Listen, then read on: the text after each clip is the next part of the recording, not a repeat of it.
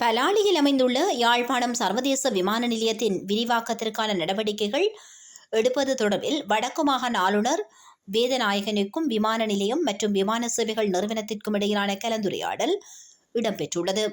குறித்த கலந்துரையாடலானது நேற்று ஆளுநர் செயலகத்தில் நடைபெற்றது. யாழ்ப்பாணம் சர்வதேச விமான நிலையத்தின் அடிப்படை கட்டுமானங்கள் மற்றும் வசதிகளை துரிதமாக மேம்படுத்துவதற்கு நடவடிக்கை எடுக்கப்படும் என தெரிவித்த விமான நிலையம் மற்றும் விமான சேவைகள் நிறுவனத்தினர் முதல் கட்டத்தில் இந்த பணிகளை முழுமைப்படுத்த எதிர்பார்ப்பதாக குறிப்பிட்டுள்ளனர்.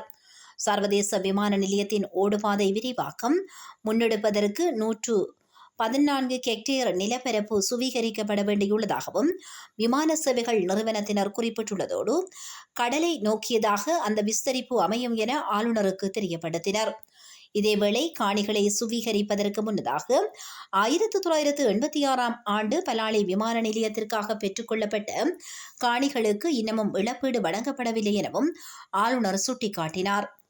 யாழ்ப்பாணம் விமான நிலையத்தின் விரிவாக்கத்தின் போது இந்த பிராந்தியத்தை சேர்ந்தவர்களுக்கு வேலைவாய்ப்பு அதிகளவில் கிடைக்கும் என விமான நிலையம் மற்றும் விமான சேவைகளுக்கான நிறுவனத்தினர் தெரிவித்துள்ளனர். மேலும் இதில் உள்ளூர் விமான சேவைகள் விரிவுபடுத்தப்படுவது தொடர்பில் ஆராயப்பட்டது.